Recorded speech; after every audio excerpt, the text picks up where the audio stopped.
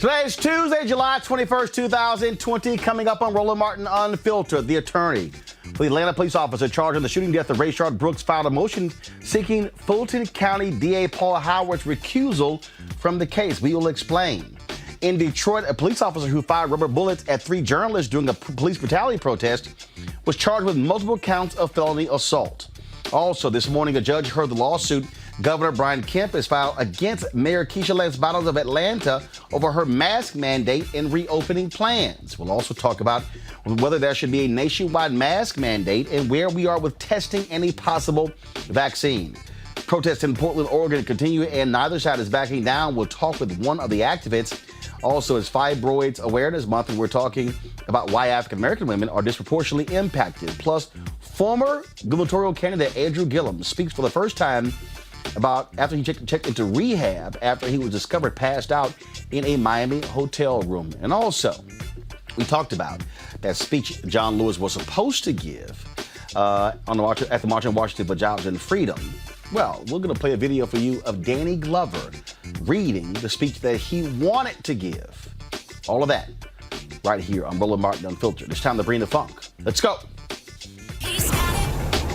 Whatever the biz, he's on it. Whatever it is, he's got the scoop, the fact, the find. And when it breaks, he's right on time and it's rolling. Best believe he's knowing. Putting it down from sports to news to politics. With entertainment just for kicks, he's rolling. It's on go, y'all. It's Roland Martin, yeah. Rolling with Roland now. He's funk, he's fresh, he's real, the best, you know he's Roland Martin now.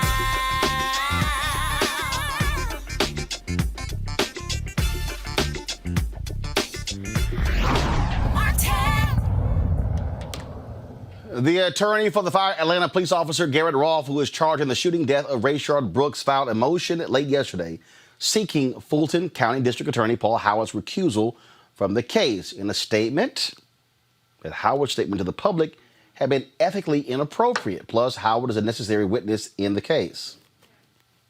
Okay, that kind of makes no sense. You might remember Rayshard Brooks was shot and killed after cops were called to a Wendy's in Atlanta. He was pulled. He was, of course, pulled out of the car. He went through the test, and then all of a sudden decided to run away.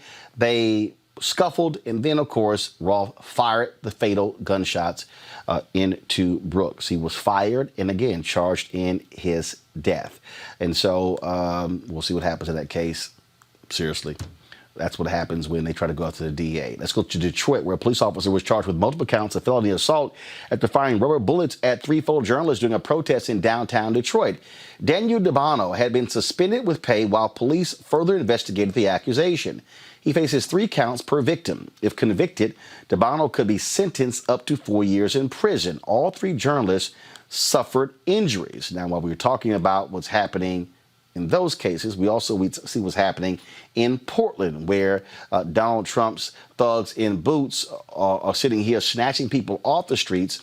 You have the Oregon Attorney General, the Portland mayor demanding answers from the administration. Then Donald Trump says that he might be unleashing those federal agents to other places. And I've seen this video right here. This is an actual a veteran right here, veteran of the U.S. Navy. And they beat him with the baton. My man did not flinch at all. And what he did was he went up to these federal officers saying that, remember the oath that you took. But what has happened as a result of this, you've had thousands more people who have come out as a result of these tactics by these unidentified federal officers and have been protesting. We're going to show that to you in a little bit, just a moment. Let's go to my panel. Kelly Bethea, communication strategist, Dr. Mustafa Santiago Ali, former senior advisor for environmental justice, EPA. We also have on the show, Amisha Cross, political analyst and Democratic strategist. Mustafa, I'm going to start with you. The thing here is real simple. Trump is trying to unleash these federal officers. They have not informed the Oregon Attorney General who they are or the mayor. They're demanding answers. And Bill Barr is acting as if everything is fine to have people who are unidentified driving unmarked cars.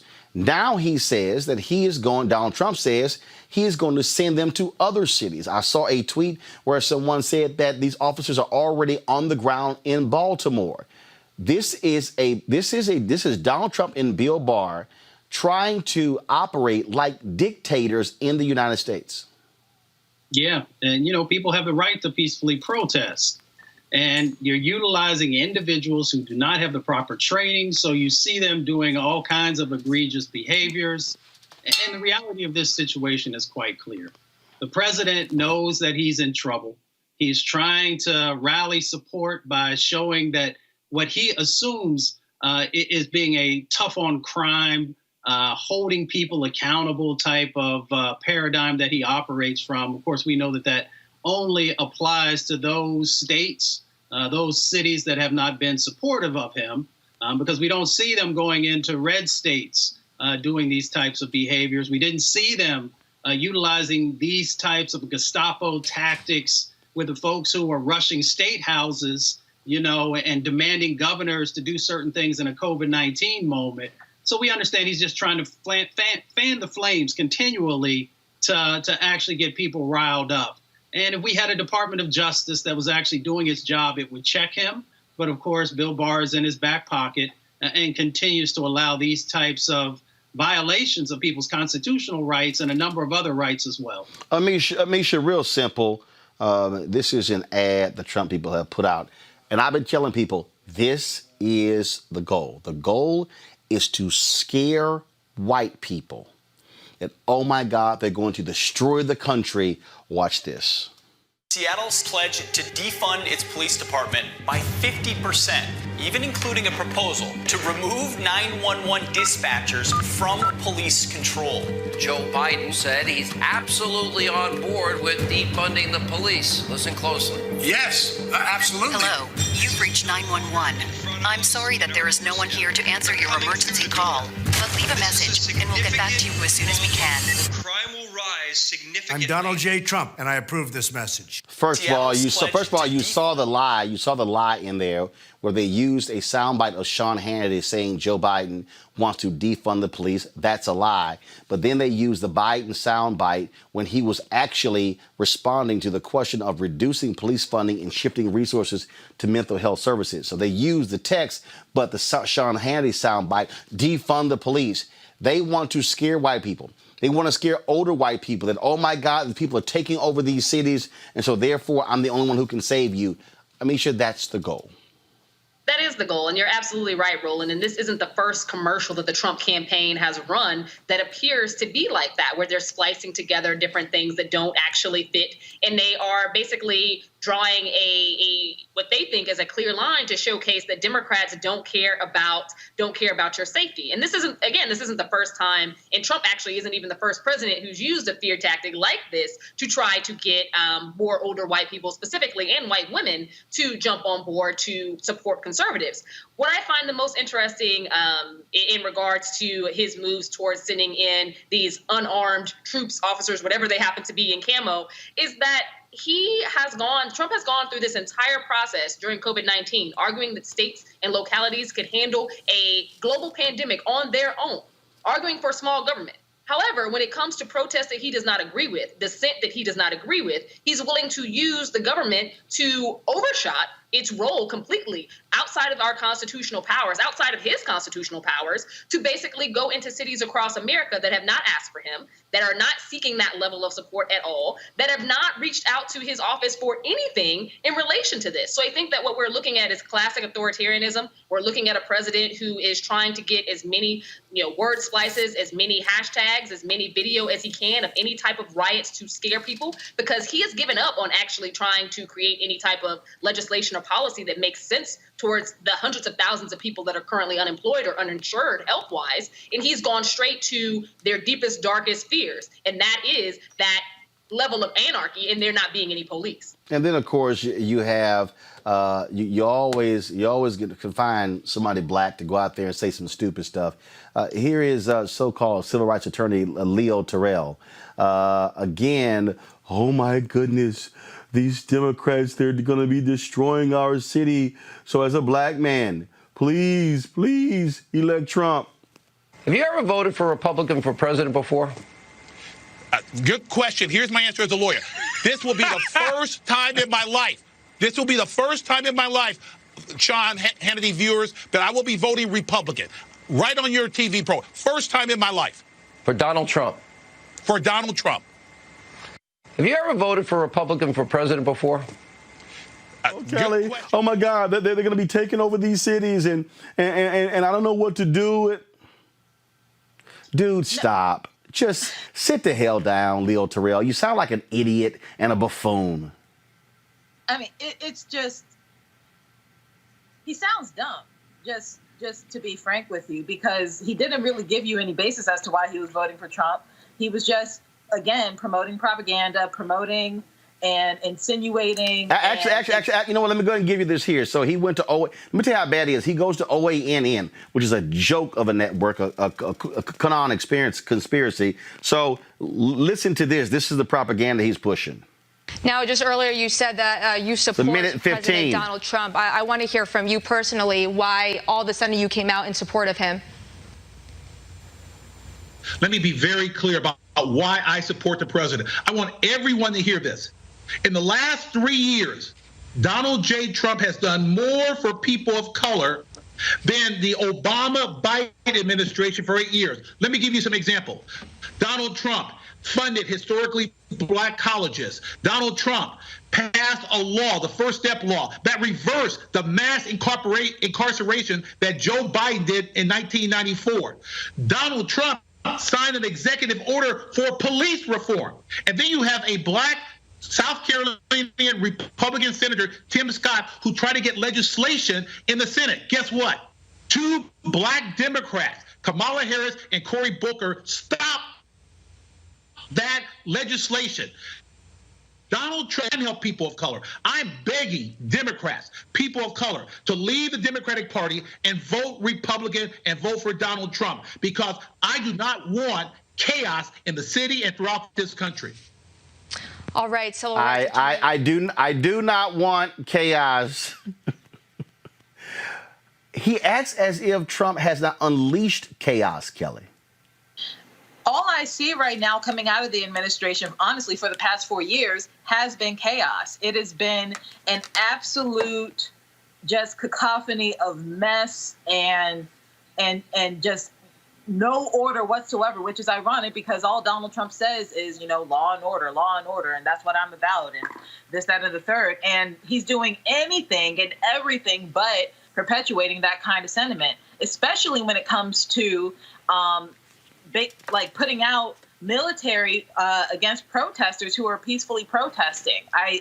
It is scary to me, and it is honestly reminiscent of what we've learned from Tulsa and Greenwood and this, covert operations from government and possible self-deputizing these people, because we don't know who's who. They're unmarked, they're unlabeled.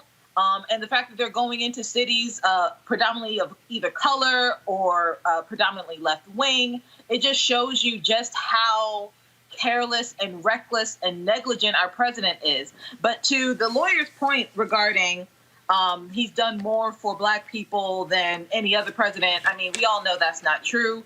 And if you don't know that's not true, please read, because it's not true. Specifically regarding the HBCUs, the funding that went towards us, I'm an alum of an HBCU, that's virtually nothing. Well, but it's not even. But no, it's not even a question of virtually nothing. They're lying about it. So Trump is we say HBCUs. It's a lie. Okay, we're talking about, first of all, it wasn't even Trump's idea. It was Congresswoman Alma Adams who was the one who pushed that through. He signed it. So, dude, don't act like you can all of a sudden take credit for it. That's how just stupid it is. But I want to stay on this whole defund the police thing.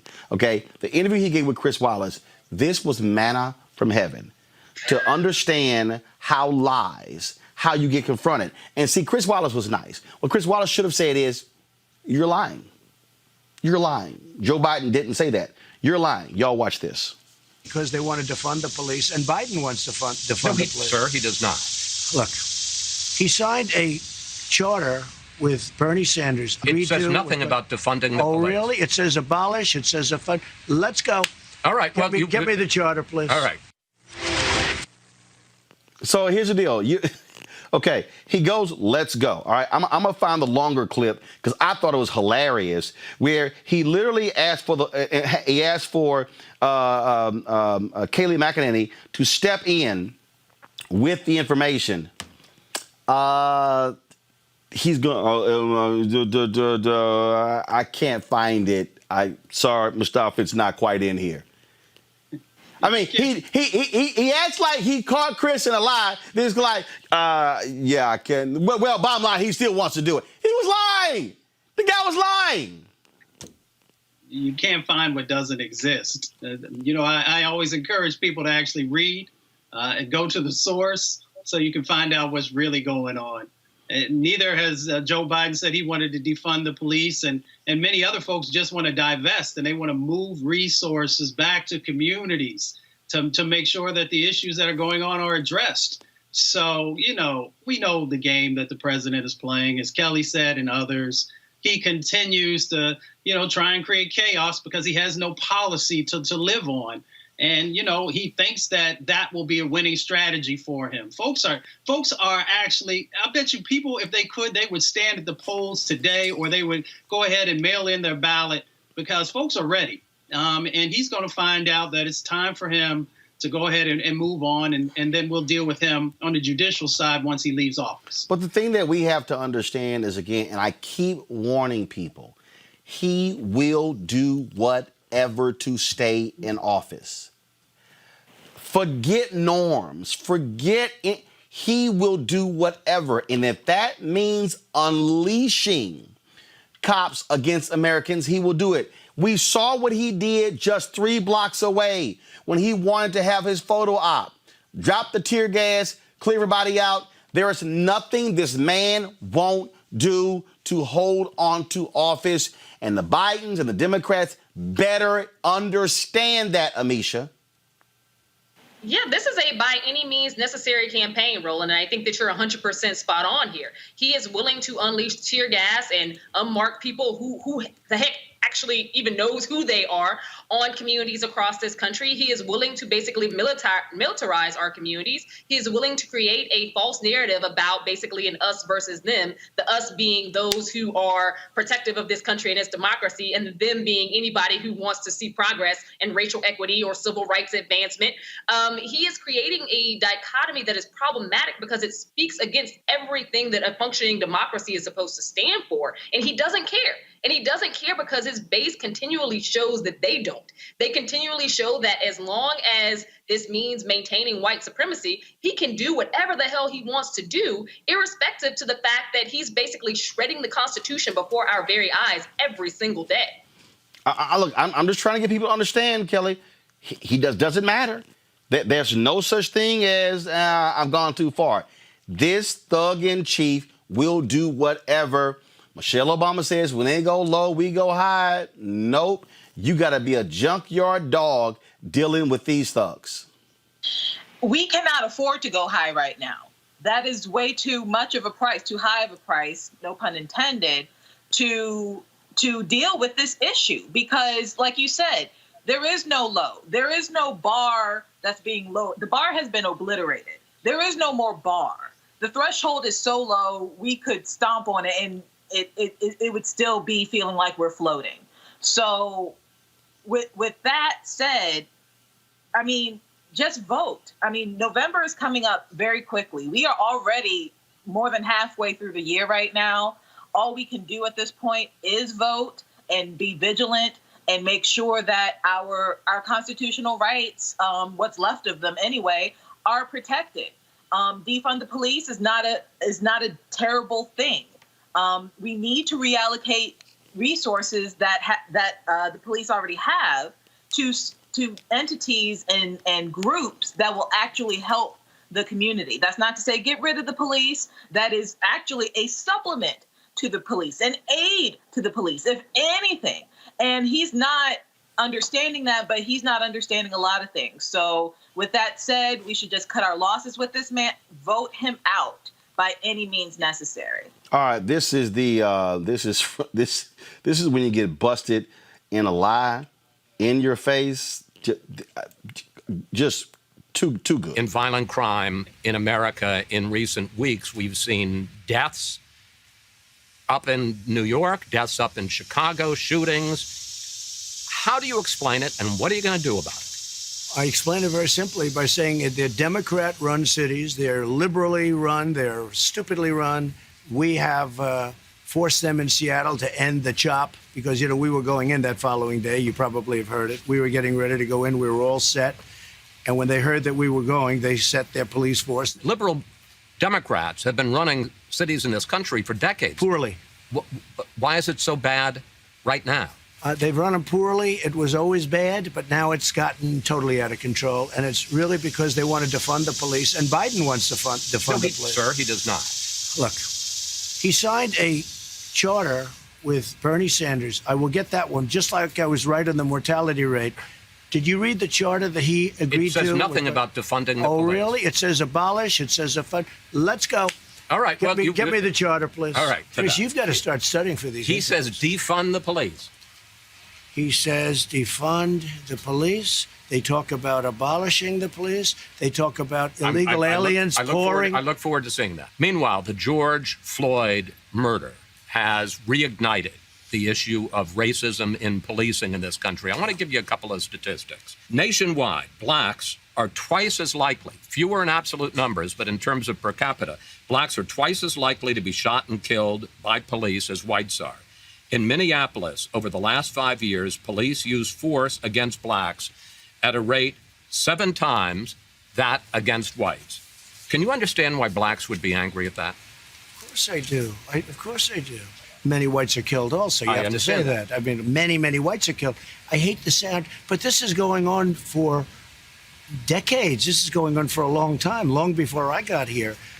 You know, if you look at what's gone on in Portland, those are anarchists, and we've taken a very tough stand. If we didn't take a stand in Portland, you know, we've arrested many of these leaders. If we didn't take that stand, right now you would have a problem like, they were going to lose Portland. So let's see what this says here. Prosecution, sanctuary cities, incentivize illegal alien, expand asylum, abolish immigration detention. No, that's not. Well, no, we'll find it. Okay. This thing is many pages long. End prosecution of illegal border crossers. Support deathly, and these are the worst things. Sir, I'm not disagreeing with you on any of those. I'm disagreeing about defund police. The White House never sent us evidence the Bernie Biden platform calls for defunding or abolishing police because there is none. It calls for increased funding for police departments that meet... Can somebody answer? Yo, so, boys, Chris, you need to do your research better. No, how about your dumb ass learn how to read, Kelly? That's what Chris should have said. You the one can't read. It's not even about reading at this point. It's about comprehension and his blatant ineptitude. Like, he really does not know what he's doing. He really doesn't. All he knows is how to disrupt. All he knows is how to incite and to create chaos. He's talking about, liberal cities being a wasteland and Portland is, a bunch of full of anarchists or whatever. He's bringing the anarchy.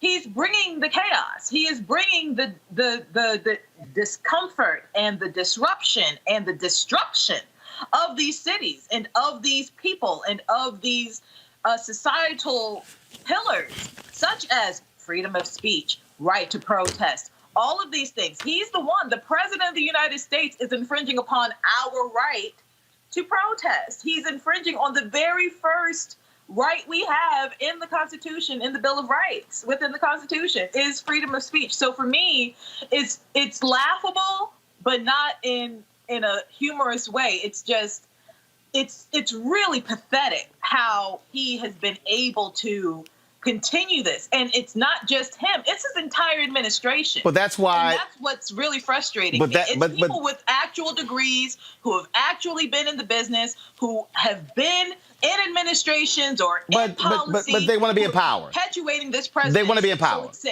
they want to be in power. They want to be in power. What is required here is, again, people need to understand. If they are going to lie this blatantly now, what do you think is going to happen if it's another 4 years? If you think they have sat here, Mustafa, and just allowed the oil and gas industry to totally control the EPA, to roll back civil rights, to roll back protections in Health and Human Services, in HUD, and look at environmental stuff in the interior, they will have no problem raping and pillaging this country to benefit big business, people had better stop playing games. And so stop entertaining these stupid ass conversations about Kanye running for president. Stop listening to these idiotic people who keeps throwing out other kind of nonsense. We are literally talking about the future of this country on the line if you give this idiot 4 more years to have power. So the president is, some people will say he's a buffoon. I say that there is a very strategic plan that has been put in place since the moment that they walked in. They understood how to manipulate policy. They understood how to begin to dismantle the foundational pieces that are important to our democracy, but are also important to people actually being able to survive. So when we say that they are, just kind of knocking around in the dark, I disagree with that, because I've seen the strategic actions that they have done inside of federal agencies, rolling back statutes and rules that, many people have come together, often in a bipartisan way, to create, because they knew that it was the basic safety net that was necessary. I, by no means, do not think that the president and Stephen Miller are not having conversations about how to fan the flames of racial sort of divisiveness inside of our country. So I think that there is a very clear plan for the president. And he utilizes the opportunities with the media to continue to play folks. I often say that he's been pimping America, and I'm very clear, and I can back up each and every time that he's actually done that. Well, simple as that. Now, of course, a little bit earlier, Trump had a news conference, coronavirus news conference. None of the experts were there. He actually tried to sound sane. Then he even said that, I've always been advocating the wearing of masks. Well, now you have Surgeon General Jerome Adams out there saying, look, that he does not think a national mask mandatory is necessary, but at the same time urged all Americans to continue to wear face coverings. Guys, seriously, y'all. It just makes no sense. Joining us right now to talk about this here, of course, is Dr. Georgia C. Benjamin, Executive Director of the American Public Health Association. This is what's idiotic. Trump was asked about it. He sidestepped it as well. Doc, here's the problem here. You have a CDC director who says if we can get all Americans to wear a mask, we could actually get this under control in 1 or 2 months. But it's long, and now all of a sudden Trump is saying, it's presidential. Now it's campaign. He's like, I've always supported wearing masks. Then they bust him last night going to his hotel, not wearing a mask. The bottom line is this here. There are people out there taking their cues from leaders. They mocked Joe Biden because he wore a mask. I just don't understand these people who, are they operating like he is, where he keeps saying, this thing's just going to go away. This is not going away. This only goes away when people start practicing proper protocol. I have no question about that. Look, you get this disease from other people. I wear my mask to try to model that good behavior. All of our leaders must wear a mask. And I tell each and every person out there, you must wear a mask. Both to protect yourself from me and for me to protect myself from you. That's the only way we get control on this thing, is for all of us to wear a mask. It's got to become cool. We've got them in all kinds of colors, all kinds of designs. I've seen all kinds of neat masks. And, look, I'm a Chicago Cubs fan. I've even got a Chicago Cubs mask. So wear your mask. This thing is utterly confusing to me. Because, they just won't order it. Now you have Governor Brian Kemp suing the mayor of Atlanta because of her mask mandate, saying, I get to overrule you. This is going to actually hurt businesses. I'm just trying to understand. 137,000, I think the number is now 140,000 have died. You've got hospital beds that are ICU filled up. Houston, Dallas, in Florida, all these places. And these people are so hell-bent on, this is just going to hurt all the businesses. Here's the deal, Doc. People ain't showing up anyway. Look, masks save lives. You can't go shopping. You can't go to work if you're sick or you're dead. The governor is wrong. The mayor is right. There's no debate about this. The governor in Georgia is wrong, and the mayor of Atlanta is wise and smart and is right. By the way, she's also had COVID, her and her family. Yeah. So she's also committed. So I hope the courts will, follow do the right thing and save lives. I know sometimes lawyers just do the law, but this is about saving lives. And look, and I just keep saying this to black people. I saw a story of a black woman in Florida. Her 22-year-old child died. Daughter died of COVID-19. Then her 19-year-old son died of COVID-19. Black people are dying. And I'm like, you know what? If non-black people want to kill themselves, hey, boo, knock yourself out. But I'm like, black people, you better be wearing masks. You better be practicing safe distancing, not playing games, not having a whole bunch of people over to the house in these groups, because this is not going anywhere. And we're seeing how it's impacting the southern states. And that's where more than half of us live. Well, all I can say is, look, we know who's doing things in our best interest. And those elected leaders that are not supporting the wearing the mask are not doing things in our best interest. And those that are supporting wearing the mask are doing things in our best interest. I usually do things with people that are in my best interest. When it comes to testing, we still have been too narrow when it comes to testing. We're now long way to go. So we're operating now in July. When does flu season start? Because now you're going to be dealing with those shots as well. So you're going to have all of these forces converging. You don't have the capacity to handle all of that because the federal government hasn't done what they were supposed to do. That's right. Look, we have one disease in which we have an effective vaccine for, which is influenza, the flu shot. And then we have another disease which has very similar symptoms and is more severe, I might add, has a higher death rate, for which we don't yet have a vaccine, although we've got some promising ideas of how to get one. The best thing we can do as a nation right now is get your flu shot in the fall. That way we'll know that if you get sick, it's not the flu, it's something else. So that's the first thing we can do. Everybody ought to get their flu shot. And I know many of us are out there concerned about this and concerned about that. Get your flu shot. It's safe and effective. There are a few people who can't take it for medical reasons, if you're allergic to eggs and a few other things. But almost all the rest of us can get a flu shot. So we should get that.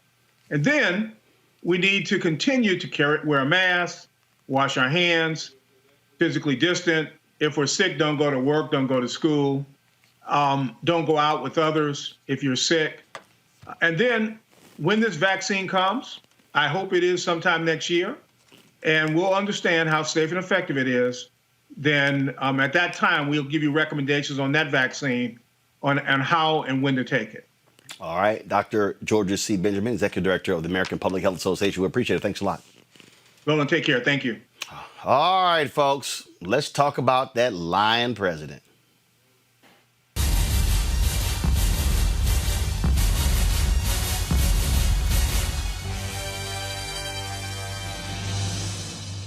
All right, then. Okay, lots of anti-Trump ads have been dropping online, many of them after that train wreck of an interview with Chris Wallace on Fox News. Roll it. I think the president was incredibly presidential tonight. I'm proud to have worked hand in hand with President Trump. I'll tell you what I really think about him. This man is a pathological liar. I think he's a kook. I think he's crazy. I think he's unfit for office. He's not a serious adult. He wasn't prepared. He didn't hire very well. Trump's candidacy is a cancer on conservatism. Donald Trump is a delusional narcissist and an orange-faced windbag. Friends, do not let friends vote for con artists. This man is a pathological, delusional con artist.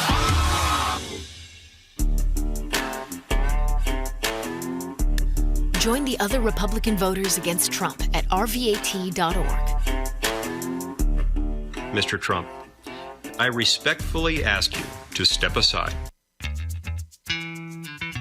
To the best of my knowledge, we're sitting at the White House. I must tell you. No, I'm just telling you. And the Oval Office is right behind me. Fox News has a new poll out today. Joe Biden leads you by 8 points, 49% to 41. First of all, I'm not losing. People trust Biden more to handle the coronavirus by 17 points, on race relations by 21 points. Those are fake polls. We still have more than 100 days to this election, but at this point, you're losing. Not on my watch. It's not going to happen on my watch. I have other polls that put me leading. I have a poll where we're leading in every swing state. If I may, sir, respectfully, in the Fox poll, they asked people who is more competent, whose mind is sounder. Yes. Biden beats you in that. Let's take a test.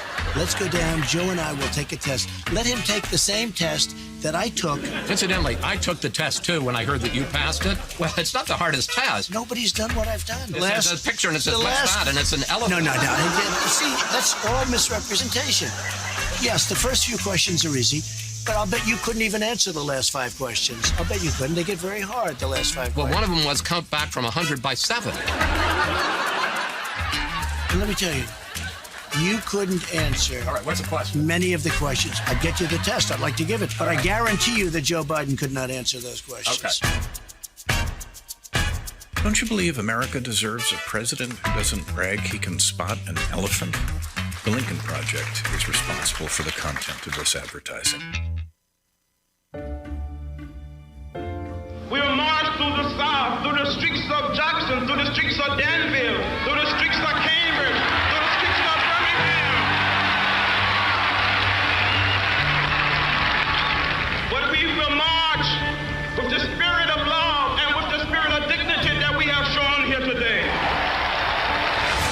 John Lewis. He was jailed and beaten, but never bowed. The son of sharecroppers, he was one of the first freedom riders. Attacked by a mob and left for dead in a bus station in Montgomery, Alabama, he got back up and led the fight for justice. That was John Lewis. He always got back up and never quit. Surrounded and assaulted by hate, he rejected violence and embraced love. For over half a century, he showed us the true meaning of courage and dignity. Today, America is in another crisis, and a new wave of hate is once again embraced by the powerful to hold on to their power. In the days ahead, let us be guided by the courage of John Lewis. He never quit. He always got up. He knew a better day belonged to those who had the courage to act. Now it's our turn. We must say, wake up, America, wake up, for we cannot stop, and we will not and cannot be patient. The Lincoln Project is responsible for the content of this advertising.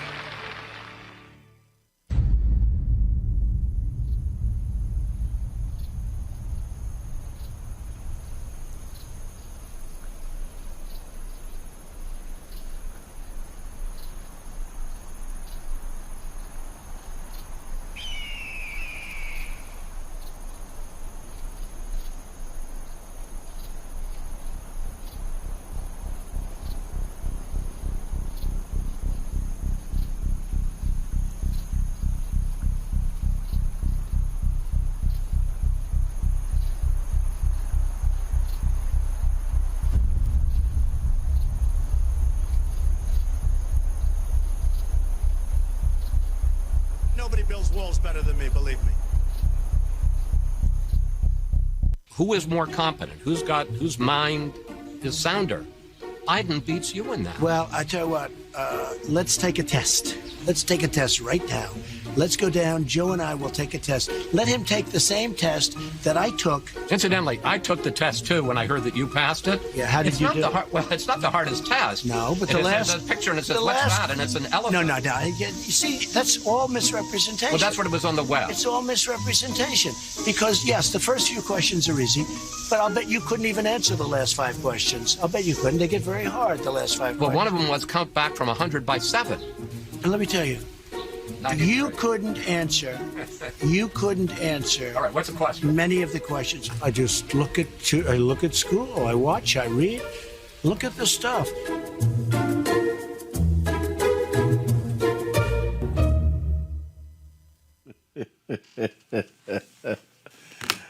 Oh.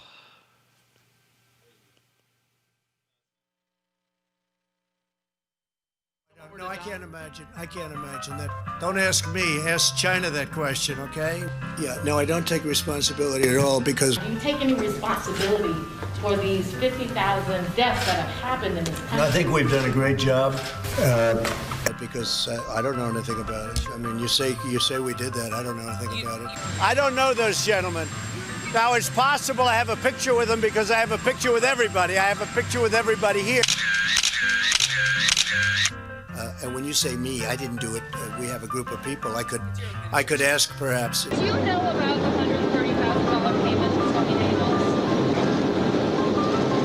You have to ask Michael. Michael's my attorney, and you'll have to ask Michael. I didn't say that. They did. Do you take any responsibility for the fact that you're about to be impeached? No, I don't take any.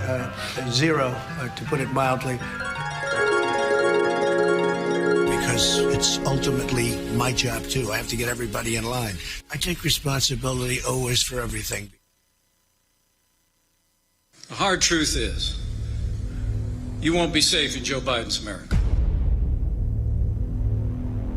So radical, so all-encompassing that it would transform this country into something utterly unrecognizable. Knock the crap out of him, would you? Seriously. Mounted police to clear what has been an entirely peaceful protest. I called the fake news the enemy of the people, and they are. Are you okay? Dominate the streets. Masked, camouflaged men with patches bearing the words police, detaining individuals and putting them inside unmarked vans. This is an attack on our democracy. Their agenda is based on government control. Our agenda is based on freedom.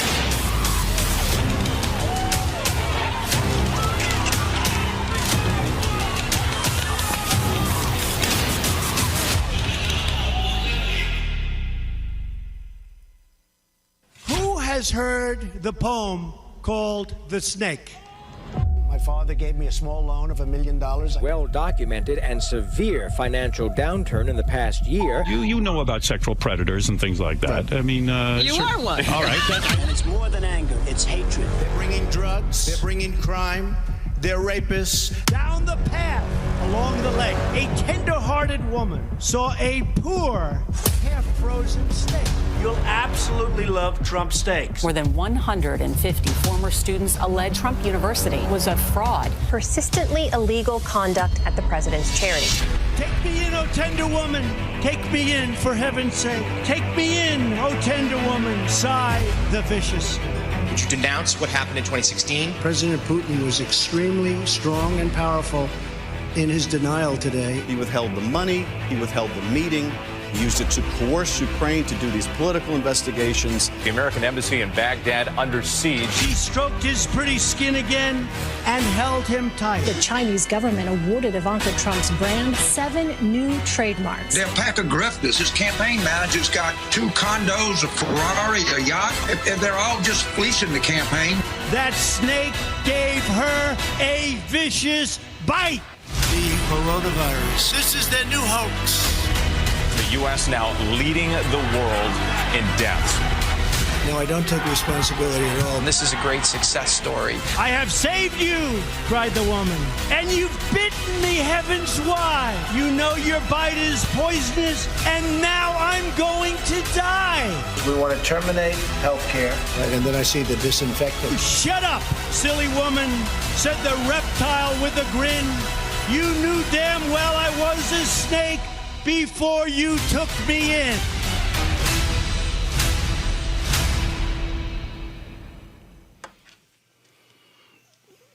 Amisha, going from laughter, mocking to serious, those series of online ads also that are going to be shown in some targeted markets, I mean, that's effective marketing to reach folks. Just your assessment.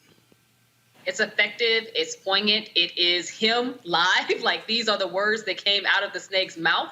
It is a very good drawdown to what we're actually facing across this nation and who Donald Trump really is. It's those type of ads, I think, that are going to be strong counters to the president's consistent selling of lies, even in the face of, like we saw with that Chris Wallace interview, all the truth being present. I think that the more Americans get to view exactly how this president is, what his character is, the types of things he's capable of doing, and are watching him, shake down our Constitution every day, these types of ads are going to be extremely effective and vital. Remember, we're still a long way out of November, and a lot can happen between now and then. We have to hit him, and we have to hit him hard. I got a laugh here, Kelly. I got some dude named Truth Seeker on YouTube. He goes, Roland, this channel is nothing but a Democratic ad channel every day. And I'm going, but your name is Truth Seeker. You're afraid of the truth? I mean, sometimes people are. Like, show me where we lied about Trump. Those ads are showing he's a liar. Flat out, he's a liar. Go ahead. No, absolutely. The difference between these ads and ads that, like the ad that you posted earlier that came out of the Trump camp, is that these words coming out of Trump's mouth were still in context in which he said it. There's nothing that was doctored or altered, greatly outside of editorial discretion that would remotely sway you one way or the other outside of just getting the truth out. Like, he said those words the way he said them in the context in which the ad is portraying them. That's it. And it's interesting how his words are coming back to bite him, and he's acting like he's Teflon. Hopefully he's not. This is the first time in history that an impeached president I'm sorry, Bill Clinton and the other one. But he's been impeached, and he's actually liable for a couple more impeachments if they actually wanted to bring it forward. He's just a corrupt, disgusting, pathetic man. And these ads show that in all its glory. Well, I just sort of crack up at all the people who get upset when you literally use his own words. He said, I don't take responsibility. That's what he said.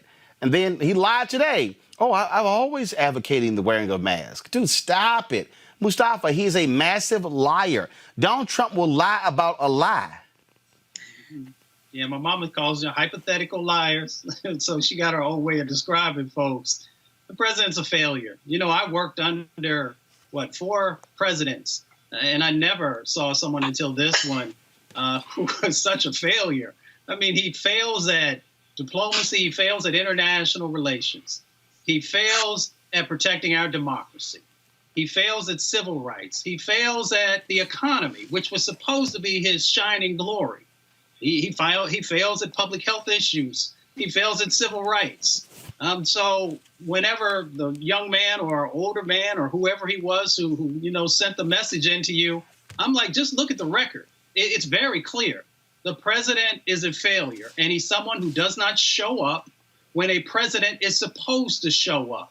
Presidents are supposed to be built for these moments that we are currently in. When the country is under duress, when the country is under stress, the president is supposed to highlight how you are going to be able to move forward to a brighter day. And the president doesn't do that. He's not interested in that, and that is why he is a failure.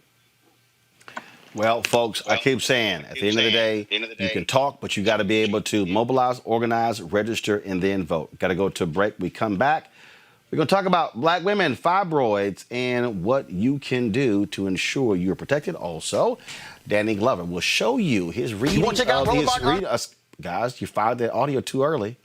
Danny Glover will talk about we will show you the reading of Danny Glover of the speech that John Lewis was supposed to give at the March on Washington for Jobs and Freedom on August 28, 1963. Give you an update also on funeral details with regards to Reverend C.T. Vivian. All of that, and plus last thing, we'll talk to one of the organizers in Portland to find out why they're protesting and about the thousands of people who are now coming out after those thugs Donald Trump and Bill Barr sent out there began to snatch folks off the street. All of that next on Roland Martin Unfiltered.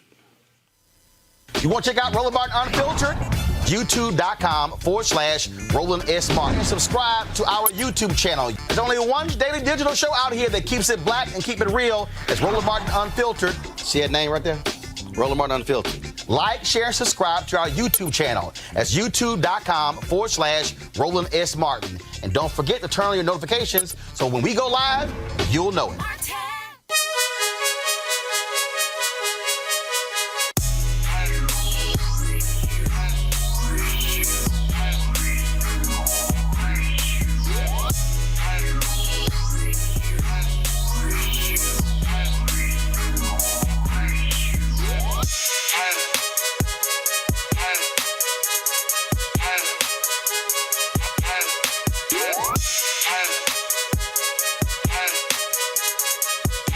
All right, folks, the folks at Ceek.com have those headphones and VR headset that you can absolutely check out.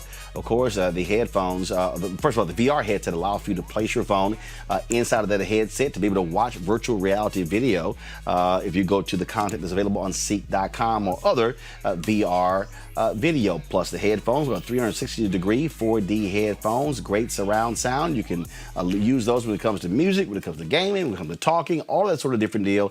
If you want to purchase those, go to Ceek.com, CEEK.com. Use the promo code RMVIP2020. RMVIP2020. This is a black-owned company, and so, you know, we support black-owned tech companies, and so we want to be able to provide that for you. So don't forget, Ceek.com, CEEK.com. Use the promo code RMVIP2020. Uterine fibroids are non-cancerous growths in the uterus. It is common, but rather unexposed condition that an estimated 70 to 80% of women deal with by the age of 50. However, compared to racial groups, black women are 80 to 90% more likely to develop uterine fibroids. Black women also tend to experience fibroids at a younger age. Well, there's a fibroid summit coming up that will address that issue and more. Joining us now is nutritionist and founder of the DetoxNow.com, Coach Jesse Thompson. Jesse, glad to have you on the show. So we had a woman on the other day who created her own feminine hygiene products company, and she said because of her experience with fibroids, and she felt that the chemicals that were being used in the products were having a negative impact on her and other black women. For the folks out there, I mean, how significant is this for black women? And is there an understanding of really what causes fibroids? Absolutely. First of all, thank you so much for having me on and supporting us and telling our story, as you always do, Roland. And I personally greatly appreciate you always providing an opportunity for me to share my own work. So first of all, Fibroids Awareness Month is July, so we're all talking about it right now, but it disproportionately affects black women. The issue related to the commercial feminine products that was spoken about earlier this week is very spot on. It is one of the contributors, the specific when it comes to the dyes, the chemicals that are found in these commercial name brand feminine products is a contributor to heavy bleeding. And again, the toxicity in those products, those chemicals, it actually stimulates heavier bleeding, all right? But when we look at, because you did a great job talking about what they are, but the root cause that we often are left asking why, because doctors always say, well, we don't know why. We don't know what the cause is, but we know based on research that is actually prevalent out there that the root cause of fibroids is estrogen dominance, which is triggered by stress, diet, and pollutants.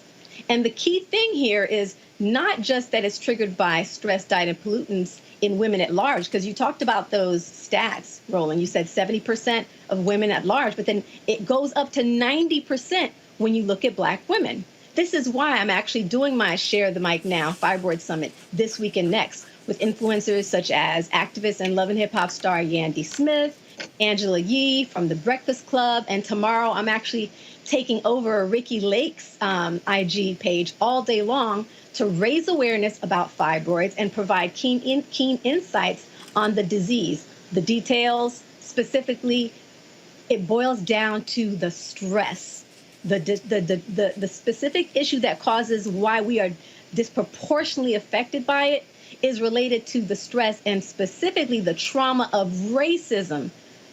Roland, when I look at, we've been doing this for about 5 years now. We came on your show and we had a testimonial with us, and she talked about how she eliminated fibroids and cysts on our program. And it was because she was doing an estrogen-free diet. She was doing herbal supplements, et cetera, that are all part of her elimination reproductive system. But the key thing that we've been finding in our patient profiles over and over, Roland, is women suffering with undue stress. And when it comes to why, the profile says, A, they're overachievers, they crave validation, they feel the need to be superwomen, they are incapable of saying no, have control issues, all because the world around us, Roland, is telling Black women that we are not enough through the lack of representation, the overt racism, the microaggressions that we experience daily, and we have the pressure, we carry the pressure to disprove them. And as we have seen, we have one of our clients who eliminated 50 fibroids on her elimination program, 50 fibroids, MRI documented. And the key distinguishing factor was the stress reduction, specifically in her life, trauma healing in her life. Her whole story, it's on our website at thedetoxnow.com, and she tells it even herself. And she shows her MRI reports. And even recently, another woman just during quarantine, she eliminated a 7+ centimeter fibroid literally in about 5 weeks. So we know that when the stress factor is addressed, that it is something that we see the difference in terms of the acceleration of the reversal. And we also see the acceleration of the symptoms, like you said, the heavy bleeding, the anemia that can lead to heart failure, blood clots that come from, again, restriction from the larger fibroids, restriction of arteries from the larger fibroids that Black women tend to statistically, experience at more frequently. It's all the same linkage. Questions. Let's start with Kelly. Kelly, question for Jesse Thompson. Hi. Hi, Kelly. I am totally in agreement with you that a large reason that us Black women frequently have fibroids is because of stress. But also the reason we are stressed out is because of systems that are not in place for us. They look like it, but they're not necessarily. So speaking from experience of having to be independent, yet wanting to be dependent, in many regards, how do you reconcile that? And any tips that you have regarding self-care in the event that you cannot reconcile the need to depend on someone? Very good point. These are the things that we deal with in our coaching sessions, okay? So key things is understanding what you can control and what you can't. What kind of community and support systems you can basically align around you. And self-care tips, everything from number one is eliminating toxic relationships, eliminating too much. There's this pressure of us to say yes and not to be able to say no when we need to. And what I like to say is saying no may make you feel bad, but it doesn't make me, it may make you feel sad, but it doesn't make me bad. Because again, we're looking for that validation. So one of the key things that we equip women with in our program is being comfortable with saying no, because no is a complete sentence, right? When a woman craves validation, saying no. It's a wonderful feeling. That's a wonderful thing. It's a wonderful thing, right? But there are too many of us who are not comfortable saying no, because there's that fear of lacking that validation, lacking that approval. Got it. And when it comes to self-care tips, there are things like, number one, making sure every day you're spending time doing things that only make, that only increase your joy. right? That's a very important part and deep breathing and meditation and prayer, but focusing time to slow your life down, slow down, and create breathing room between the events in your life so that you can recover. Shutting down specifically social media at certain times, giving yourself fast from these things, all allow you to recover. Amisha? Well, first off, I wanted to thank you, Roland, for opening the conversation and thank your guests as well. As someone who found out I had fibroids just last year at 31, I had 8 fibroids, and one of them was the size of a 3rd trimester pregnancy. I was rushed to the hospital to go through a lot of invasive treatments to make sure that it would stop growing. So I understand the connection that you're having here because I went through several specialists before anything was done. And as someone who is otherwise healthy, does not have any types of, other issues with weight or anything like that, or blood pressure or anything, the side effects of fibroids are extremely excruciating and problematic. And I think that for me, I was lucky in many ways because I have good health insurance, but a lot of African-American women do not. And when we talk about the level of specialists, the level of care, and the costs associated with it, even with my health insurance, I came off owing close to $12,000 after my insurance paid for, the part that it paid for. So I do want to also talk to you about, I know that people talk about natural remedies and things like that. Doctors typically don't recommend those because fibroids have a habit of coming back even after they're treated.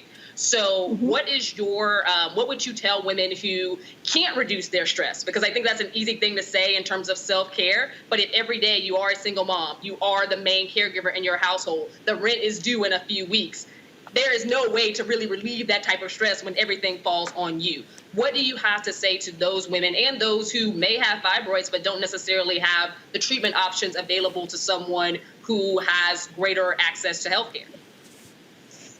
Lots of great points you brought up there. First, I would start by saying there's always something you can do to take better care of yourself, because guess what? When you remove them surgically, they come back. I had 5 fibroid surgeries, 5 surgeries for complications from those fibroid surgeries, specifically because it was never dealt with at the root cause. So where there's myomectomies, and here's the deal, doctors with specifically are quick to cut on Black women, and we are the highest recipients of hysterectomies because they're looking to, number one, just take our uterus, okay? And I think there's a lot connection there around just neutering us.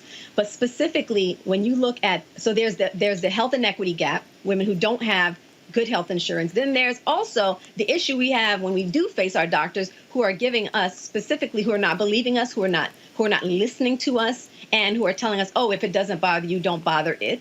Okay, so there's that and the stress that causes. So no matter what we do, we're gonna have to find ways to deal with the stress, because at the end of the day, we have to control the stress, the diet. That's the other thing we can do, is change our diet. There are things that we can do. It's incremental, even if necessary. We have a detox living free food list that everybody can download right at thedetoxnow.com, specifically to learn what foods can I substitute, because a lot of what we deal with in terms of the fibroids is they are fed by estrogenic foods. They're fed by the stress. That's what makes it disproportionate in terms of our response. But in terms of what causes them, the estrogenic foods are very high, as well as the chemical pollutants. You can switch out those kind of things, and those kind of resources are available, like Roland was saying earlier about the toxic feminine care. There's so many brands that are available now. I'm actually going to be talking with Yandy Smith in our session coming up Friday about a partnership we're having around a brand that she helped co-launch, called Yanni Tox. Okay, again, it's about finding what kind of incremental changes we can make to take better care of ourselves. And if we don't learn how to deal with the stress, it's not that stress is not there. It is tips that we can use to better process the stress.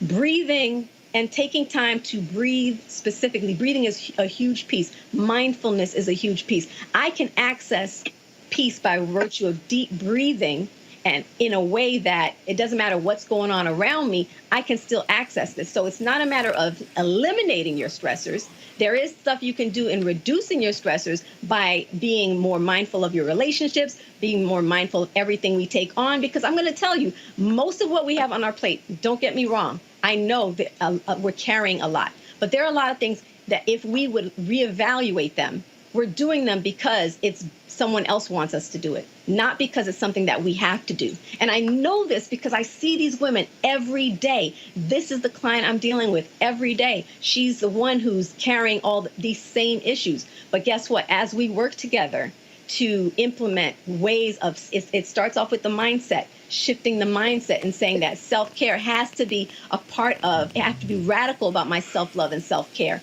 That shift helps me deal with what's on my plate even better. Mustafa.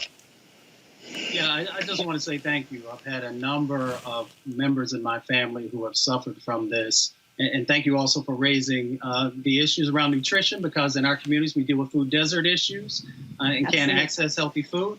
And then also on the environmental side, huge impacts that are happening inside of our bodies because of that. My question would be, for all the folks who are watching, are there policy recommendations that we should be getting behind to help to make sure that we're, utilizing that as a way of supporting and building a foundation underneath of the work that you're doing? Great question. I love that. So, on our IG Live yesterday, the first one in the summit, I was talking to neuroscientist Dr. Caroline Leaf, and we talked about how 7% of the diseases, 7%, of the diseases are born from genetic reasons, right? So 93% actually comes from things, lifestyle determinants are what they call them, that we can change. They're called social determinants. And guess what's at the top of that list, Mustafa? Nutrition, food insecurity, like you talked about. So there are policies that people are trying to put in place, such as nutrition prescriptions, using food prescriptions for organic foods, like ways that we can use food as medicine in our healthcare system. Okay, there are policies for that on the table. There are also policies for having nutritional coaching support. Preventive care really has been centered around, Pap smears, mammograms, of course, your annual visits. But it really hasn't been around the things that can help prevent inflammatory conditions that disproportionately affect us as Black people, such as learning about nutrition and then access to food in our communities, better foods in our communities. So those are the kind of things we need to get behind. I know that they're piloting programs right now where doctors will actually prescribe food, actual food, as their prescription, and using that, piloting that to see how it can turn around and become something that can be incorporated in the healthcare system. All right. Again, where can people get more information on this summit? At thedetoxnow.com, and specifically on my IG page, because all happening via IG Lives, Coach GESSIE. Thank you so much, Roland, and of course the panel. All right, then. I certainly appreciate it, Jesse. Thank you so very much. Appreciate it. Thank you. All right, then. All right, folks, got to go to a break. We come back. We're going to talk about the drama that's happening in Portland. Man, those federal officers, they done pissed off all on white mamas, and they are coming out in droves. We'll show you next. Roland Martin Unfiltered. You want to support Roland Martin Unfiltered? Be sure to join our Bring the Funk fan club. Every dollar that you give to us supports our daily digital show. There's only one daily digital show out here that keeps it black and keep it real as Roland Martin Unfiltered. Support the Roland Martin Unfiltered daily digital show by going to RolandMartinUnfiltered.com. Our goal is to get 20,000 of our fans contributing $50 each for the whole year. You can make this possible. RolandMartinUnfiltered.com. So let me do this here. So before I go to my next story, so let me just say this here. And I need to say this to men out there. Okay, first and foremost, this is a show that we just don't deal with news and politics. We want to deal with issues that affect Black people in a significant way. If you are a man and then you get a problem with that fibroid segment, you're a dumbass. You're a dumbass because your mama and your aunts and your sisters and your nieces and your cousins and the women who you date or marry have issues with fibroids.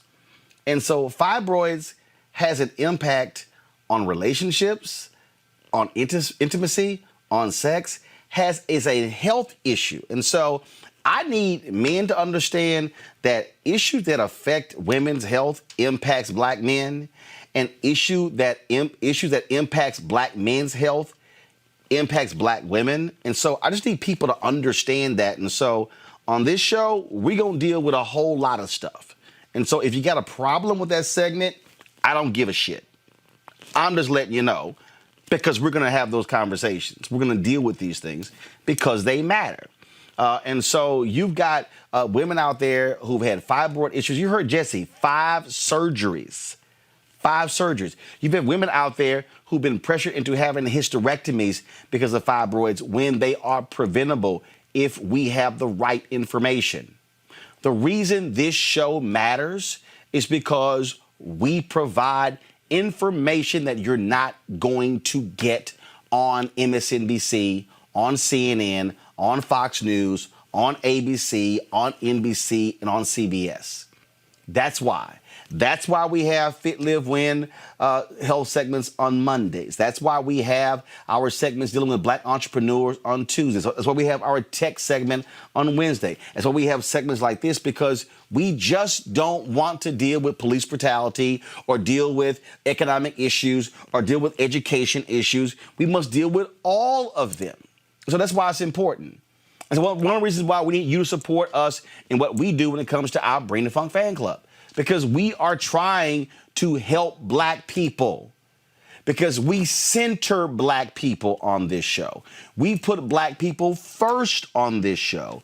We don't simply say to black people, we'll cover you every now and then. And so, no, that simply can't be the case. When we talk about what's happening with black folks mentally, those things are important. See, what y'all don't understand is I actually track the show live, and I can see when we were talking about politics and I saw our numbers going up 5,000, 5,100, 5,200, and all of a sudden we get the fibroids and more than 500 people sort of just dropped off. I know what that's all about. And so I just need us to understand what it is we're trying to do with this show is to provide the kind of news and information that is specific to black people, providing black experts to deal with what's happening in our community. And so that's why it matters. That's why I appreciate the people who have supported us. That's why, in terms of what they do, I got tons of mail in a second. I'm going to go to one of the activists in Portland to talk about what's happening out there. And so, but I just want to share some stuff. Here's a shout out to Buster's Original Southern Barbecue. I told y'all they're in California. They actually dedicated one day of their proceeds at the barbecue restaurant to Roland Martin Unfiltered, and they sent this $1,600 check. So I appreciate what they did. They called it Blackout Tuesday. It was on July 7th. So if y'all are in Calistoga, California, they're at 1207 Foothill Boulevard. So please drop by Buster's Original Southern Barbecue. When I get back to traveling, I'm going to be sure to get on the road and swing by. But that's after I lose about 10 to 15 pounds. So, you know, I don't want to sit here and exacerbate things right now. So we're going to mess up our diet on that whole deal. Let's see here. I'm just going to read a few more. So let the Portland guests know I'm coming to them. Shout out to, let's see here. Shout out to Miss Priscilla Smith. Thank you so very much for joining our Bring the Funk fan club.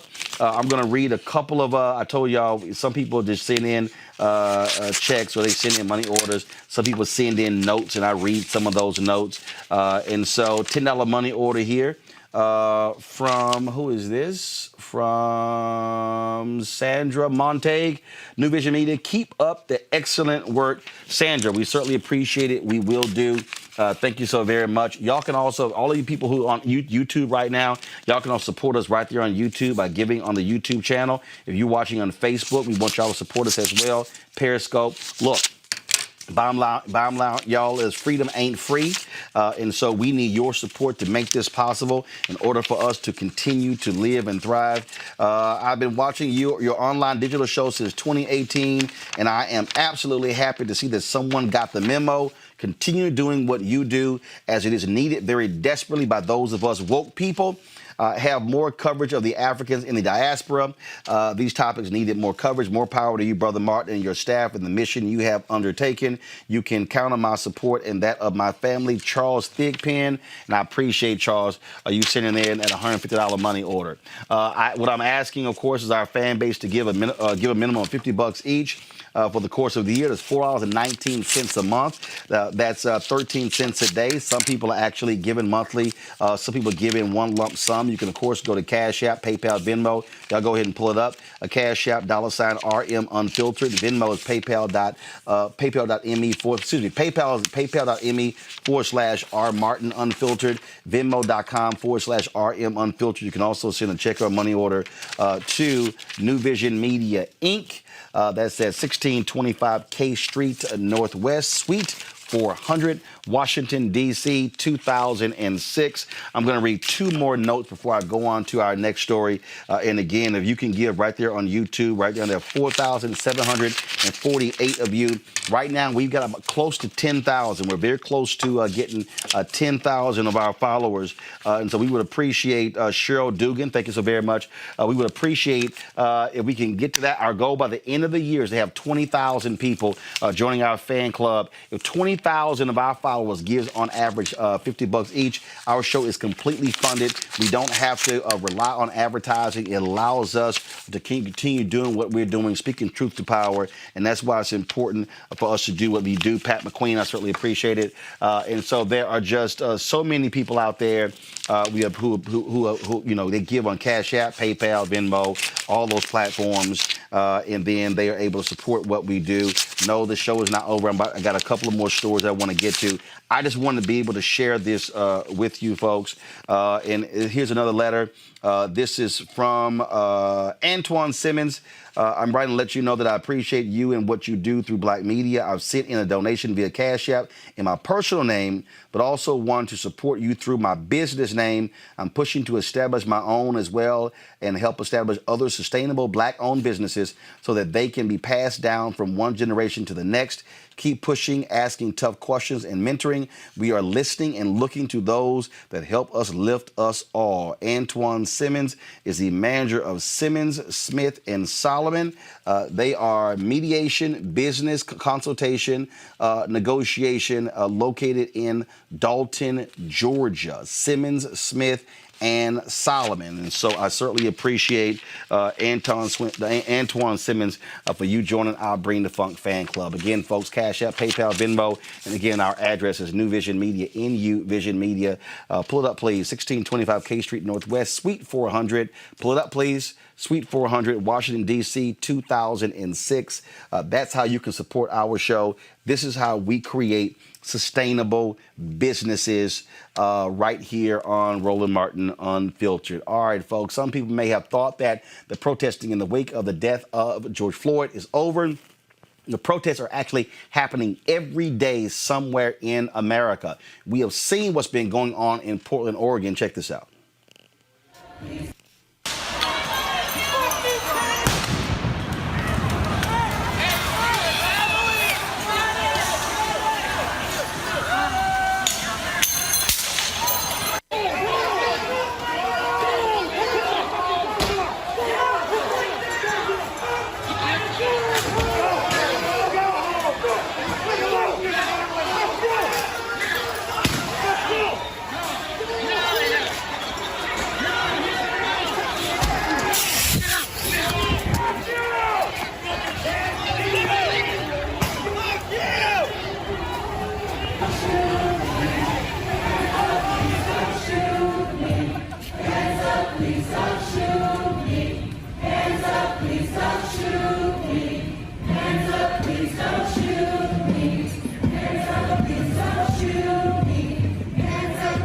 Ever since those federal law enforcement officers began to attack people, the protests have gotten larger.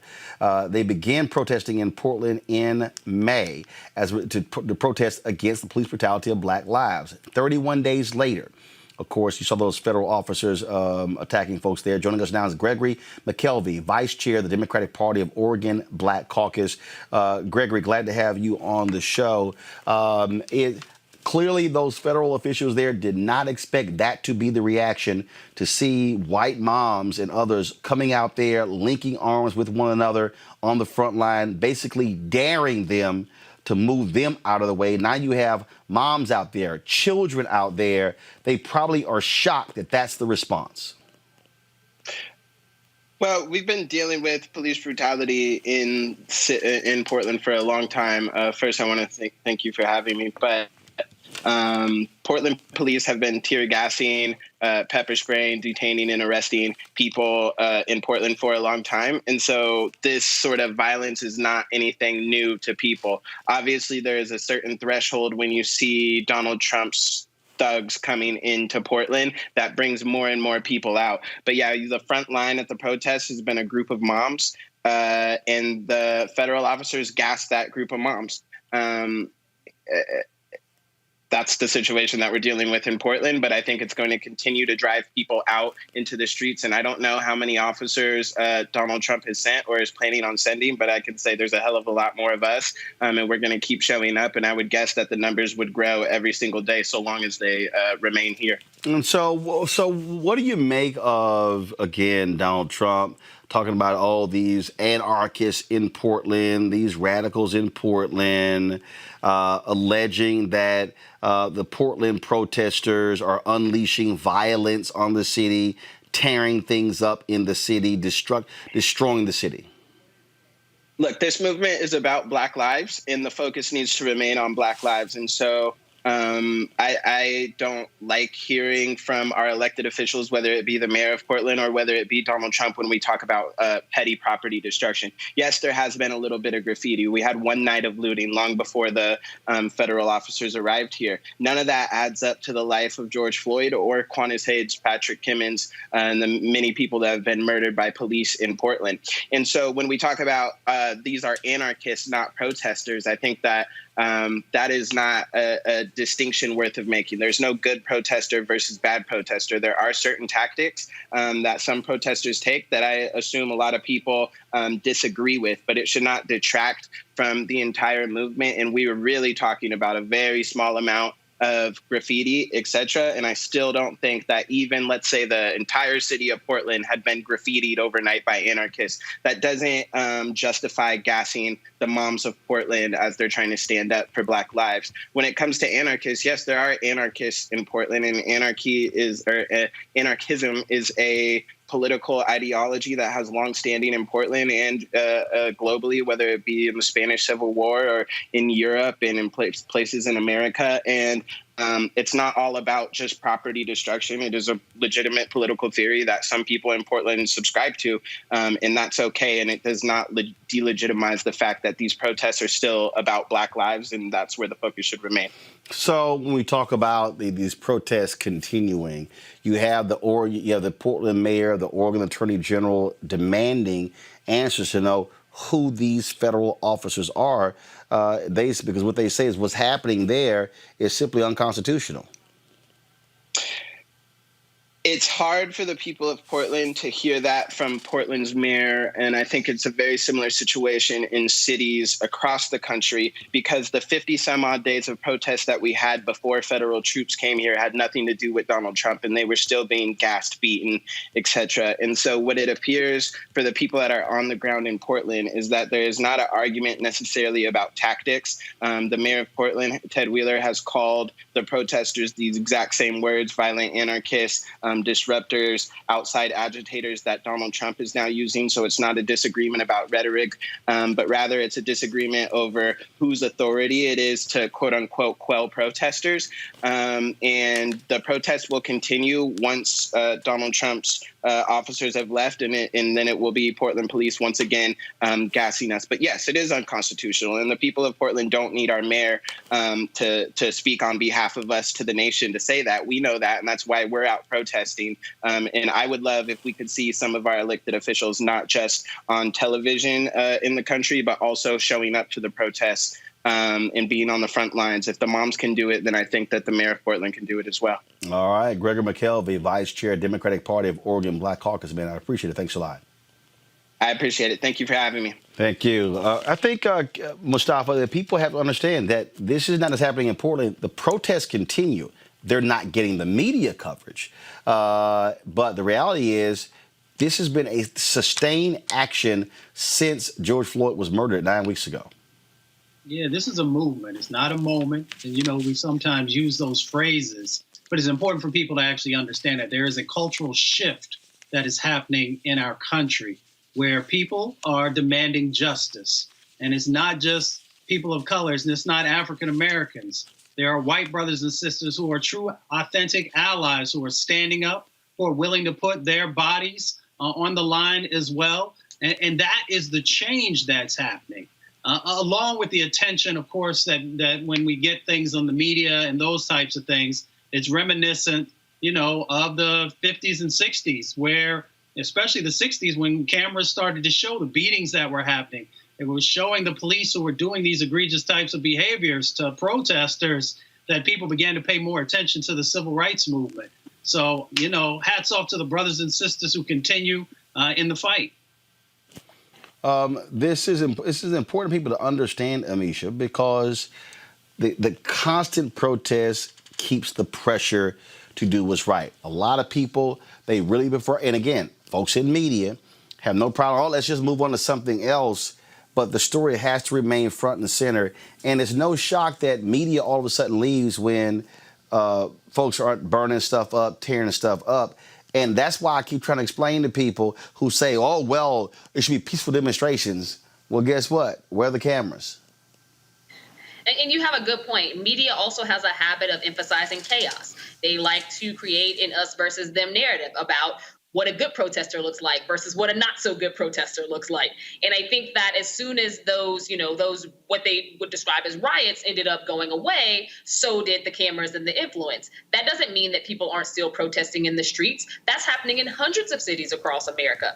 And to Mustafa's point, many of those protesters are also lockstep with their white community members as well, who have decided that for weeks they are going to be out there with alongside African Americans who have not had their rights upheld by their cities and by their states, who have also having some really integral changes that they want to see throughout the country, but also in their localities. And what we're seeing now is that this administration, the Trump administration, greatly despises any level of concert of moving forward for Black people. And he is demonizing these protests solely because of why these protesters are in the streets. I think we talked about it earlier. He had absolutely no problem with the protest as long as it was about free speech and it was white people gun-toting and marching on capitals. As soon as it was Black people arguing for their rights, albeit peaceful protest, he decided he was going to send in this force of God knows what to actually try to quell and dismantle it. That's what we're seeing. Kelly. No, I agree with the panelists here. This is just a situation where, once again, our president is the one who is perpetuating the chaos. He is the one who is stirring the pot. And the people of Portland, Baltimore, D.C., Seattle, L.A., New York, we're all tired. We're all tired and we're fed up. And that's what you're seeing in Portland right now. That's what you're still seeing in D.C. right now and the other cities that I just mentioned. I have yet to be in D.C. where there's not a protest. Like you said, there's been a protest every single day. A group that comes to mind right now are the Freedom Fighters of D.C.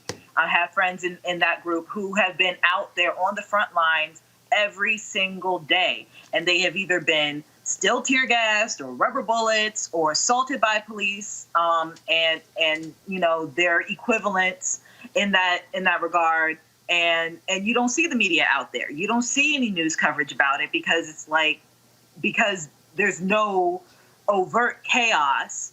And it's actually a movement now that's not being vilified.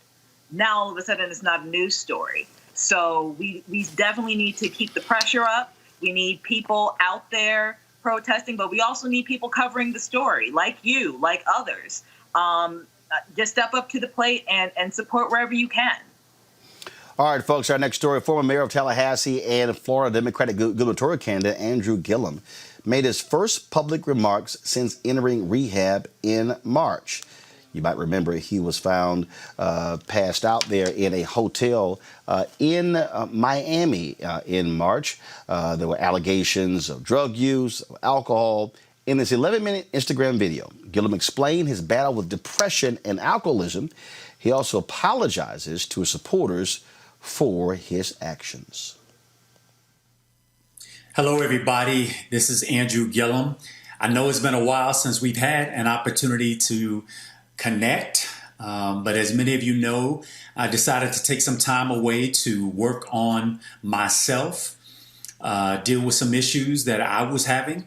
I went away to rehab to focus on my issues with alcoholism, having grown up in a household where my father battled addiction to alcohol and later died from complications from that deadly addiction. I know well the toll that alcohol can take on not only the individual, but also on the family. I know well the toll that it took on my father's dreams, on his hopes, on his ambitions. And I knew that if I didn't want to recycle many of those same issues for my children, that I had to do something about it, and I had to do it now. With a lot of encouragement from family and the people who love and care about me, I also got into therapy, where I could start to talk through some of what was going on with me. I knew that if I had not dealt first with issues of addiction and the numbing that I chose with alcohol, there was no way I could start to pull back the layers and talk about what was truly happening underneath. Therapy created the outlet for me to be able to do that, to be able to talk to somebody. I had totally underestimated the impact that losing the race for governor had on my life and on the way those impacts started to show up in every aspect of my life. I didn't want to talk emotionally or really deeply about what had happened in the race for governor because it was a constant reminder of failure and my own personal failures. It was a reminder that I had let so many people down. It was a chorus of this voice that I tried for so long to quiet, which said that I wasn't enough, that I wasn't good enough. All the things that I wanted to suppress and numb and forget about, that depression around what I was experiencing there became far too much for me to keep down.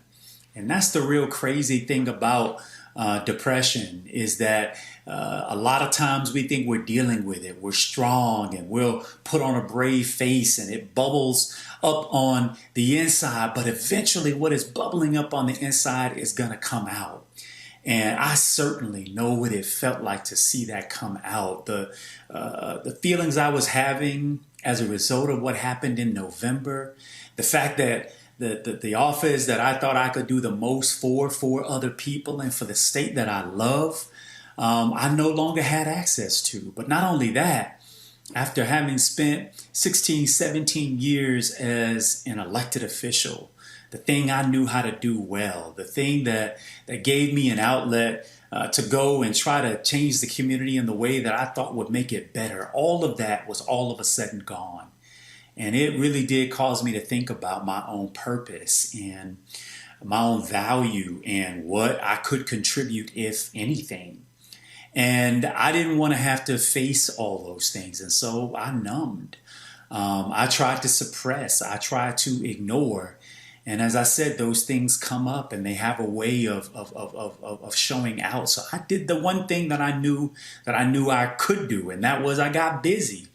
For those of you on the outside, you were looking at me and you saw me on television. You saw me giving speeches and traveling and, posting on Instagram and Facebook like I was living my best life. And in truth, I was perfecting what it meant to wear the mask, suffering in silence because I simply could not bring myself to deal square on with what was happening more deeply inside of me. If there was a lesson to learn, if there was something I would want you to take from me, it would be don't be like me. Don't suffer in silence.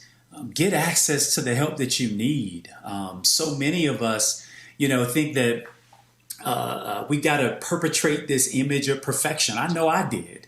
This image of strength, this image of I've got it all together. But the truth is nobody has it all together. That's the big secret. All of us are struggling and trying and clawing at trying to be something else when we really ought to be trying to just be at home in ourselves. And that's really the journey that I'm on right now.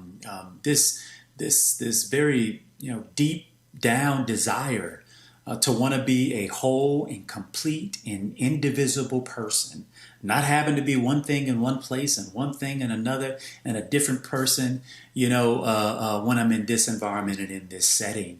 And I know that all of us struggle with different layers of that. While my stuff had to be, public and, cause, great embarrassment and lots of rumors, false, some true. The shame that I felt from all of that, from the harm that I had caused was tearing me up. I needed real help to try to unpack that. It's one thing to feel guilty for a harm you feel you may have caused someone. That's how you know you're human. That's how you know you're not a sociopath. But shame is something completely different. Shame is like kudzu. It takes over you from the inside out. It has no real meaning and redeemable purpose other than to keep you from being the person you need to be, other than stopping you from being your truest self, other than keeping you from your own purpose and promise. It has no other purpose. It has no other meaning. It has no other desire. And so get rid of shame. Forget about shame. I know it took me quite a while to try to process my way through that. There's so much going on in the world. We got COVID. COVID hit very close to home for us. I watched my mother battle with that virus for over a month as we watched on helplessly, not sure how that whole thing was going to turn out, man. Take care of yourself. There's a lot of pressure there. There's pressure with what we're seeing right now in the country around this Black Lives Matter movement and anti-blackness. And I know as a black man, what it means just to have to convince people that your life has meaning, convince people that, your life has purpose, not to be set above anybody, but just to be treated on a level that's equal with everybody else around you. That's a lot of pressure. And I think it sometimes causes us to look for other ways to try to numb and put ourselves in a different mindset and do some mind shift. But y'all, this thing is killing us. Depression is killing us. Suffering in silence is literally taking so many of our lives. And I would just want you not to have to experience what I had to experience to get to a place where you can try to begin the work to being at your best and to becoming your best self. I want to thank those of you who reached out, who sent letters and words and texts of encouragement. From the simplest to the most profound. One that stuck out particularly was someone who told me in the midst of my lowest point to be kind to myself. It just said, Andrew, remember to be kind to yourself. So I would share the same thing to you as you're struggling through whatever it is you're struggling with. Be kind to yourself. There is no perfect person. There's no perfect life. We're all just struggling to get by and to do better. And I know as I'm on my own journey here, I hope that I'll be able to share more layers that I'm developing and unveloping. I'm doing a lot of writing these days. I'm trying to put on paper a lot of what I'm experiencing right now. If not to just be cathartic for me, maybe it will help to serve as healing for others out there as it works to heal me. It hopefully will be a way in which I can give back. Y'all, I want to thank a person who is my life partner, my wife, RJ, a woman who knows everything that I am and everything that I am not. And she chooses to love me anyhow. A woman who is literally God's grace on earth, the epitome of grace. I can't thank her enough for not just standing by me, but encouraging me through this and helping to prop me up on my leaning sides, and to tell me that even though we don't know what the future looks like, that she believes that this is just the beginning, and that the best is still yet to come, not just for me, but for her and for us and for our family. And so I would also pass that on to you to the extent that any of us need to just hear a word that says, our better days are still in front of us. This is a tough moment not to be out in the world and contributing. I have found it particularly difficult, but I want you to know that although I can't be what I would love to be for you and for myself and for my community at this time, I hope you know that I couldn't be those things because I couldn't be what I needed to be for me first. And that's what I'm working on at this point in time. So I hope you'll continue to send good thoughts and good vibes up for me and my family. I'll do the same for you. I know that there is better, that there is a promise for better. And I look forward to seeing you on the other side. Take care and God bless. So, Amisha, it has been 4 months since, of course, the story came out. Now, the question is, was that needed? And was it necessary for Andrew Gillum to release that video to his followers? Your thoughts? It shouldn't have been needed. But to be honest, I think that it was because of the way that media treated him after that initial hotel video, that initial hotel photos and things were released. There were so many questions. He seemingly went into the darkness. And because we live in this 24/7 news cycle and social media develops their own beginning and ending to stories, I think that it was very mature of him to speak. It was very honest of him in the way that he did, reveal a lot of things. And as a Black man in America, I think that, when you're coping with something that is as demonstrative as a loss that big for something that you really cared about or wanted, there is a segment of depression. That happens when anybody cares about something and it falls outside of their grasp. And sometimes when people get depressed, they fall into habits, they fall into things that they probably would not have had they not experienced that type of loss. So my heart goes out to him and his family. And I definitely think that was a courageous thing for him to do. Kelly. No, I echo the sentiments of Amisha here.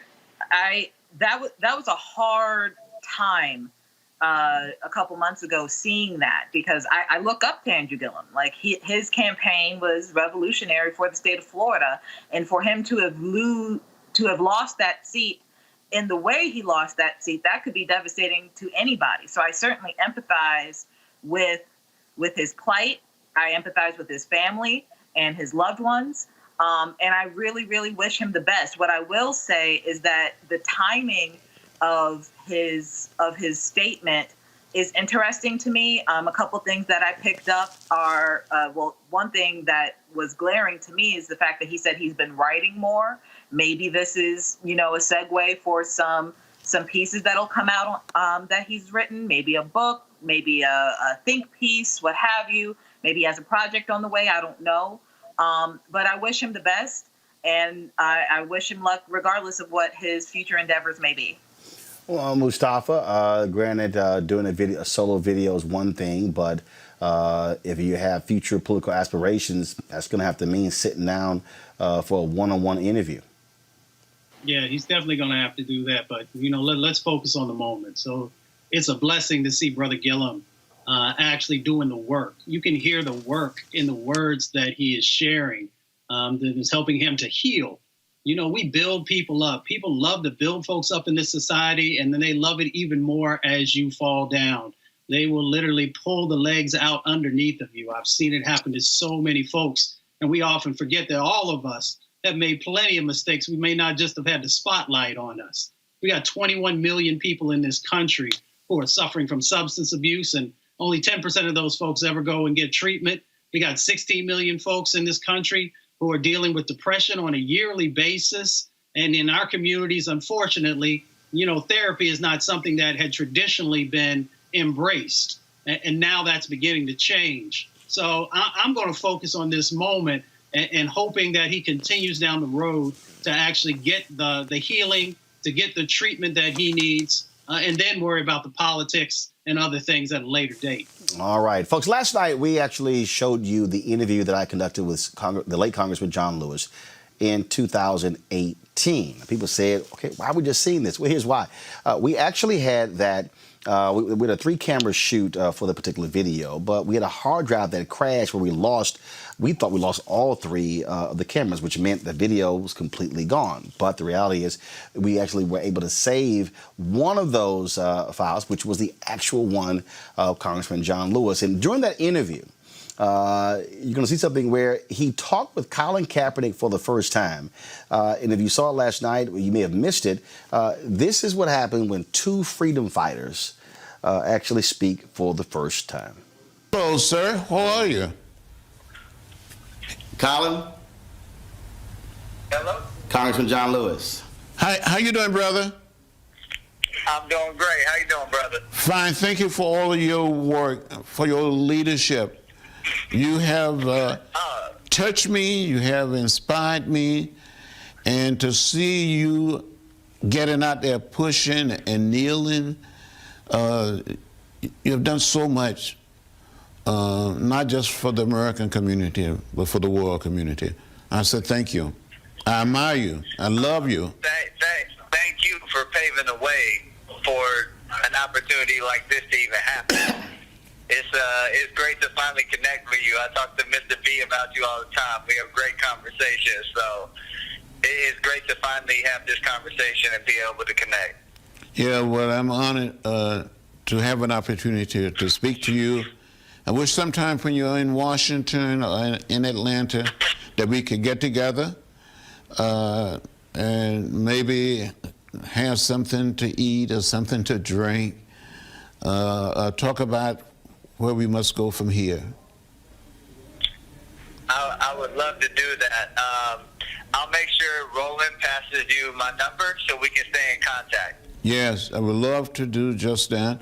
I know there's a lot of members of the Congress, a lot of people trying to find a way, especially young members, would love to have an opportunity to talk with you. And there's hundreds and thousands, no doubt, and millions of students and young people been deeply inspired by you, not just in America, but around the world. So keep it up. Keep the faith. It's all going to work out. Yes, we're not going to stop. We're just getting started. Good. We cannot stop now. Too much work to be done. If you want to see that full interview, just simply go to our YouTube channel. And so I hope you check that out. Now, we talked about the speech that John Lewis, he was the last surviving main speaker at the March on Washington for Jobs and Freedom on August 28, 1963. They made him change his speech because the initial speech that he wrote was deemed far too radical. Well, actor Danny Glover actually did a reading of that particular speech, and I just thought it might be interesting for you to hear it. Watch this. In August of 1963, there was the great March on Washington for Jobs and Freedom. 200,000 people were there, and everybody remembers Martin Luther King's I Have a Dream speech, but the most militant speech of the day was delivered by John Lewis, a student leader from the Student Nonviolent Coordinating Committee. He's from Alabama. But he was pressured by established civil rights leaders to tone down his speech. But here is the part of the original speech that he had hoped to deliver that day. We march today for jobs and freedom, but we have nothing to be proud of. For hundreds and thousands of our brothers and sisters are not here. They have no money for their transportation, for they are receiving starvation wages, or no wages at all. In good conscience, we cannot support the administration's civil rights bill, for it is too little and too late. The voting section of this bill would not help thousands of black citizens who want to vote. It would not help the citizens of Mississippi, of Alabama, of Georgia, who are qualified to vote, but lack a sixth grade education. We are now involved in revolution. This nation is still a place of cheap political leaders who build their careers on immoral compromise and ally themselves with open forms of political, economic, and social exploitation. What political leader here can stand up and say, my party is a party of principle? The party of Kennedy is also the party of Eastland. The party of Jarvis is also the party of Goldwater. Where is our party?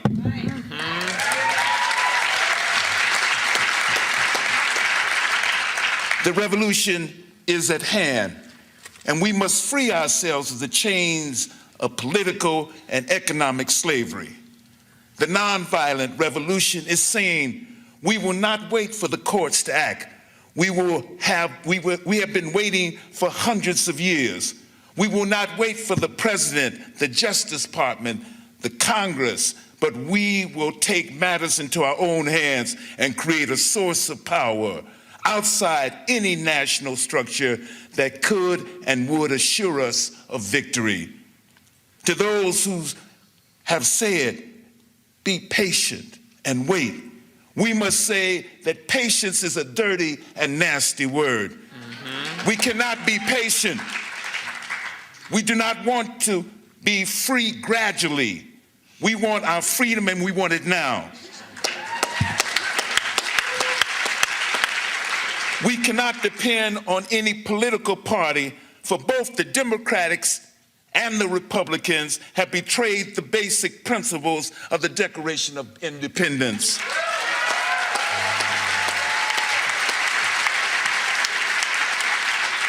We all recognize the fact that if any radical social, political, and economic changes are to take place in this society, the people, the masses, must bring them about. Mr. Kennedy is trying to take the revolution out of the streets and put it into the courts. Listen, Mr. Kennedy, listen, Mr. Congressman, listen, fellow citizens, the black masses are on the march for jobs and for freedom. And we must say to the politicians that there won't be a cooling off period. We won't stop now. All the forces of Eastland, Barnett, Wallace, and Thurman won't stop the revolution. The time will come when we will not confine our marching to Washington. We will march through the South, through the heart of Dixie, the way Sherman did. We shall pursue our own scorched earth policy and burn Jim Crow to the ground.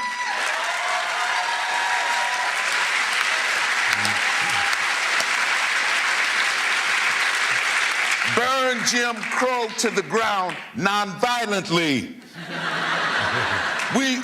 We shall fragment the South into 1,000 pieces and put them back together in the image of democracy.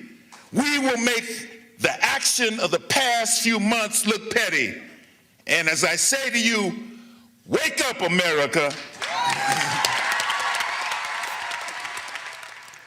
Well, I can see, Mustafa, why they didn't want him to give in that speech. I would have preferred it. What we say? What do you want? Justice? When do you want it? Now. I'm so proud of my brother. I know all of us are going to miss him. We appreciate his mentorship and his grace. I mean, he was such a graceful man, but he laid the framework. And it's so good to let folks know that the brother had a little radicalism in him also. No, he not so different than Jesus. Because people want to make Jesus seem weak. Jesus was a radical too. Well, Amisha, I'll make it clear he didn't have a political radical. Those were black revolutionaries.